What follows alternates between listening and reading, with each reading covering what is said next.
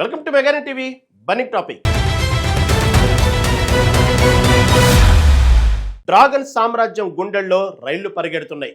రెండవ ప్రపంచ యుద్ధం తర్వాత దశాబ్దాలుగా శాంతి మంత్రం జపించిన ఆ అగ్రగామి దేశం ఇప్పుడు ఏకంగా 4 అత్యాధునిక యుద్ధ విమానాలను మన భారత గడ్డపై దింపడానికి సిద్ధమైంది.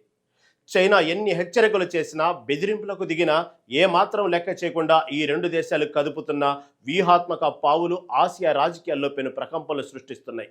అసలు పాకిస్తాన్ అడ్డం పెట్టుకునే డ్రాగన్ ఆడుతున్న నిజమైన ఆట ఏమిటి? ఈ సరికొత్త రక్షణ మైత్రి వెనుక బీజింగ్ ఊహించని ఆ అసలు రహస్యం ఏంటి? Let's watch.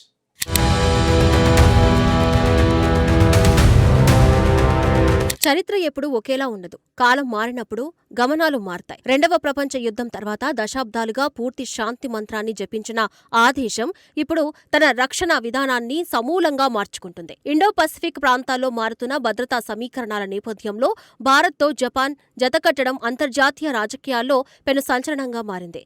చైనా ఆధిపత్య ధోరణులకు చెక్ పెట్టేందుకు ఈ రెండు దేశాలు అత్యంత వ్యూహాత్మక అడుగులు వేస్తున్నాయి.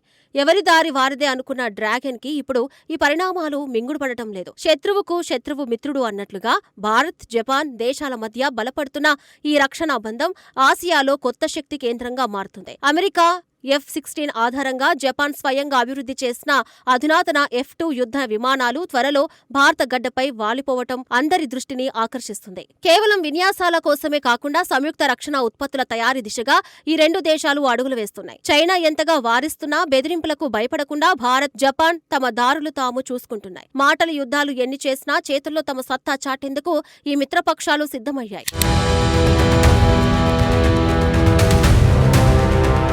అమెరికా టెక్నాలజీతో రూపుదిద్దుకున్న జపాన్ F-2 ఫైటర్ జెట్లు భారత్కు రావడం కేవలం యాదృచ్ఛికం పరిణామం కానే కాదు. గతంలో 2023లో భారత్ తన సుఖోయ్ 30 యుద్ధ విమానాలను జపాన్కు పంపి వీర్ గార్డియన్ విన్యాసాలు నిర్వహించిన సంగతి తెలిసిందే. ఇప్పుడు అంతకు మించి అనేలా జపాన్ తన సొంత యుద్ధ విమానాలను నేరుగా భారత గడ్డపై మోహరించేందుకు సన్నాహాలు చేస్తుంది. ఎక్కడో పుట్టి ఎక్కడో పెరిగినట్లు కాకుండా సరిగ్గా సమయానికి సరైన మిత్రుడితో జతకట్టి చైనా కోటలను కదిలించేలా ఈ వ్యూహం ఉంది. యుద్ధ విమానాల రాకతో ఆసియా ఖండపు భద్రతా స్వరూపమే మారిపోతుందనే సంకేతాలు వెల్లువెడుతున్నాయి. ఆగస్టు చివరిలో జపాన్ రక్షణ మంత్రి భారత్లో పర్యటించనున్న తరుణంలో ఈ అంశం మరింత ప్రాధాన్యత సంతరించుకుంది. జపాన్ పార్లమెంటు వెలుపల వేలాది మంది తమ దేశ శాంతి విధానాన్ని మార్చడంపై నిరసనలు మోపుతున్నప్పటికీ ప్రభుత్వం వెనక్కి తగ్గడం లేదు. ఒక చేతితో శాంతి మంత్రం జపిస్తూనే మరో చేతితో కఠినమైన రక్షణ ఒప్పందాలను పదును పెడుతున్నారు. అడవిలో సింహం వేట మొదలుపెట్టాక నక్కల అరుపులకు విలువ ఉండదన్నట్లు చైనా ఎన్ని హెచ్చరికలు జారీ చేసినా జపాన్ తన లక్ష్య సాధనలో ముందుకు సాగుతుంది.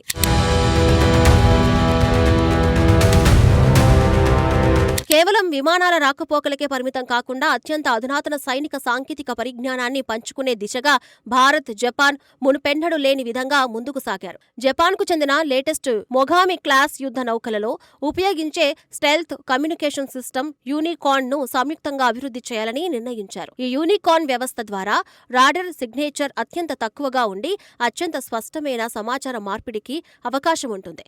జపాన్తో కలిసి భారత్ చేపట్టనున్న మొట్టమొదటి ఉమ్మడి రక్షణ ప్రాజెక్టు ఇదే కావడం విశేషం. కాలం కలిసి వస్తే తాటి చెట్టు పైకెక్కేనా పాలు తాగొచ్చన్న సామెత చందంగా ఈ టెక్నాలజీ భాగస్వామ్యం ద్వారా రెండు దేశాలు రక్షణ రంగంలో సరికొత్త చరిత్ర సృష్టిస్తున్నాయి. చైనా తన సాంకేతిక బలంతో ఇరుగు పొరుగు దేశాలను భయపెట్టాలని చూస్తూ ఈ రెండు ప్రజాస్వామ్య దేశాలు పరస్పర సహకారంతో ఆధిపత్యాన్ని ఎదుర్కొంటున్నాయి.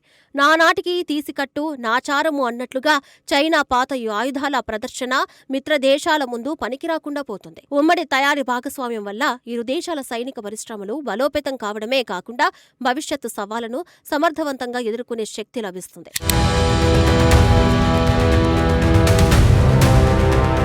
భారత్, జపాన్ రక్షణ బంధం బలపడుతూ ఉంటే డ్రాగన్ దేశానికి చెందిన అధికారుల గుండెల్లో గుబులు పుట్టడం ఖాయమైంది. జపాన్ మళ్లీ ఒక సైనిక శక్తిగా మారాలని కోరుకుంటోంది. దీనివల్ల ఆసియాలో ఉద్రిక్తతలు పెరుగుతాయని చైనా విశ్లేషకులు అక్కసు వెళ్లగక్కుతున్నారు. జపాన్ టెక్నాలజీని భారత్ తీసుకోవడం తమకు పక్కలో బల్లెంలా మారిందని బీజింగ్ బహిరంగంగానే తన అసంతృప్తిని వెళ్లగక్కుతుంది. జపాన్ ఏదో ఒక రూపంలో పావుగా మారుతుందని, ఆధిపత్య పోరులో భారత్ తలదూర్చిందంటూ రకరకాల నీతులు చెబుతుంది. కానీ దొంగే దొంగ అన్నట్లుగా చైనా తన మిత్రదేశమైన పాకిస్తాన్కు అంతులేని ఆయుధాలను సరఫరా చేస్తూ ప్రాంతీయ శాంతికి భంగం కలిగిస్తుంది. గత 5 ఏళ్లలో పాకిస్తాన్ దిగుమతి చేసుకున్న ఆయుధాల్లో ఏకంగా 81% చైనా నుంచి వచ్చినవే కావడం గమనార్హం. తన మొత్తం ఆయుధ ఎగుమతుల్లో 63% పాకిస్తాన్కే కట్టబెడుతున్న డ్రాగన్ భారత్ జపాన్ మైత్రిని విమర్శించే నైతిక హక్కు కోల్పోయింది. రోకటి పాటలు పాడుతూ ఎదుటి వారిని నిందించడం చైనాకు ఎప్పటి నుంచో అలవాటుగా మారింది. సొంత దేశంలో అవినీతిని, అక్రమ ఆయుధాల వ్యాపారాన్ని కప్పిపుచ్చుకోవడానికి బీజింగ్ ఎప్పుడూ ఇతరులపై నిందలు మోపుతూ ఉంటుంది.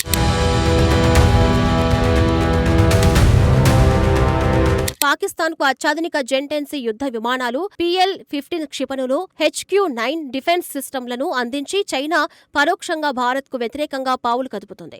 KG-500 విమానాలు, J-35 స్టెల్త్ ఫైటర్లను కొనుగోలు చేసిన మొట్టమొదటి దేశంగా పాకిస్తాన్ నిలవడానికి పూర్తిగా చైనా అండదండలే కారణం. ఆపరేషన్ సింధూర్ సమయంలో సైతం చైనా తన ఆయుధ విక్రయాలను ఆపకపోగా ఉగ్రవాద దేశానికి మరింత అదనపు బలాన్ని చేకూర్చింది. గాడిదకు గడ్డివేసి గుర్రంతో పోటీపడినట్లుగా పాకిస్తాన్ ఆర్థిక వ్యవస్థ దివాలా తీసినప్పటికీ చైనా అత్యాధునిక ఆయుధాలతో ముంచెత్తుతుంది. ఇరు దేశాల మధ్య కుమ్మక్కు రాజకీయం భారత భద్రతకు పెను సవాలుగా మారుతుందన్న తరుణంలో భారత్ తగిన సమయానికి సరైన నిర్ణయాలు తీసుకుంటుంది. చైనా ఇచ్చే చెత్త ఆయుధాలను నమ్ముకొని పాకిస్తాన్ గాల్లో దీపం వెలిగించినట్లుగా విర్రవీగుతుంది. ఆచరణలో ఏ కోశాన సత్తా లేని ఆయుధాలను అంటగట్టి చైనా కోట్లు దంచుకుంటుంది. ఇండో పసిఫిక్ లో శాంతి స్థాపన పేరుతో చైనా సాగుతున్న ఈ దగులుబాజీ ఆటలకు జపాన్తో కలిసి భారత్ గట్టిగా అడ్డుకట్ట వేస్తుంది. పాక్కు ఆయుధాలిచ్చి రెచ్చగొట్టే డ్రాగన్ కు జపాన్ ఫైటర్ జెట్ల రాక రూపంలో భారత్ స్ట్రాంగ్ వార్నింగ్ ఇస్తుందనేది కాదనలేని సత్యం.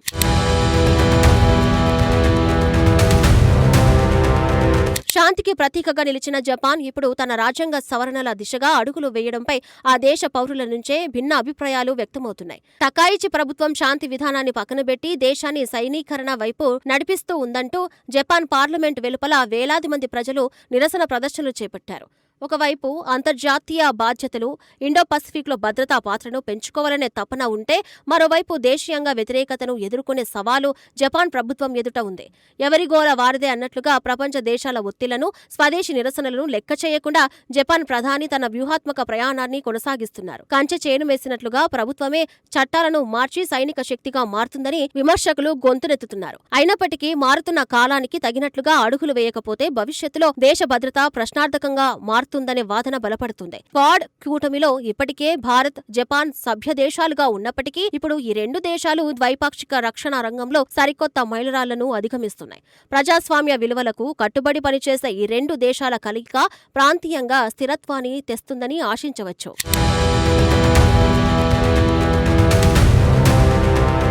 నాలుగు జపాన్ ఫైటర్ జెట్లు భారత గడ్డపై దిగినంత మాత్రాన ఆసియా స్వరూపం ఒక్క రాత్రిలో మారిపోకపోవచ్చు. కానీ ఇది భవిష్యత్తు కోసం వేసిన పటిష్టమైన పునాది. చైనా గుండెల్లో గుబులు పుట్టించడానికి ఈ పరిణామం ఒక్కటే చాలు. ఎందుకంటే ఒంటరిగా ఉన్న భారత్ ఇప్పుడు శక్తివంతమైన మిత్రులతో కలిసి నడుస్తోంది. నడిచే మనిషికి నూరేళ్లు అన్నట్లుగా భారత్, జపాన్ దేశాల ఈ రక్షణ భాగస్వామ్యం సుదీర్ఘకాలం పాటు ఇండో పసిఫిక్ ప్రాంతంలో శాంతిని, స్థిరత్వాన్ని కాపాడటంలో కీలక పాత్ర పోషిస్తుంది. ఎదురుదెబ్బ ఎన్ని తగిలినా లక్ష్యం వైపు అడుగులు వేసే నాయకత్వం ఉంటే ఏ రకమైన ఆటంకాలైనా సులభంగా ఎదుర్కోవచ్చు. చైనా చేసే బెదిరింపులను, పంపే వార్నింగ్లను భారత్ ఏమాత్రం లెక్క చేయకుండా తన దినచర్యను కొనసాగిస్తుంది. జపాన్తో కుదుర్చుకుంటున్న ఒప్పందాలు కేవలం రక్షణ రంగానికే పరిమితం కాకుండా భవిష్యత్ ఆర్థిక, సాంకేతిక సంబంధాలను కూడా మరింత పటిష్టం చేస్తాయి. కాలం మారినా కొద్ది మిత్రులు మారుతారు, శత్రువుల వ్యూహాలు తలకిందులవుతాయి అనేది దానికి ఈ ఘటనే సజీవ సాక్ష్యం. ఏది ఏమైనా భారత్ గడ్డపై దిగిన ఆ జపాన్ యుద్ధ విమానాలు రాబోయే కాలంలో అంతర్జాతీయ రాజకీయాల్లో పెను మార్పులకు నాంది పలుకుతున్నాయి. ఇండో పసిఫిక్ లో చెలరేగే ఏ తుఫానునైనా ఎదుర్కొనేందుకు ఈ రెండు దేశాలు ఇప్పుడు ఒకే గోడ కిందకు వచ్చాయి.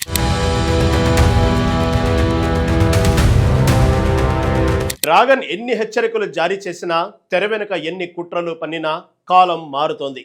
లెక్కలు తారుమారవుతున్నాయి. భారత్, జపాన్ కలిసి వేస్తున్న సరికొత్త వ్యూహాత్మక అడుగులు కేవలం ఆరంభం మాత్రమే. రాబోయే రోజుల్లో ఆసియా రాజకీయాల స్వరూపాన్ని మార్చేయబోతున్న ఈ శక్తివంతమైన మైత్రి దురాక్రమణదారులకు నిజంగానే కంటి మీద కునుకు లేకుండా చేసే అసలైన పెద్ద షాక్. ఇండో పసిఫిక్ గడ్డపై ఈ రెండు దేశాలు నిర్మిస్తున్న ఈ రక్షణ కోట ముందు ఏ డ్రాగన్ బెదిరింపులనైనా బలాదూరనాల్సిందే.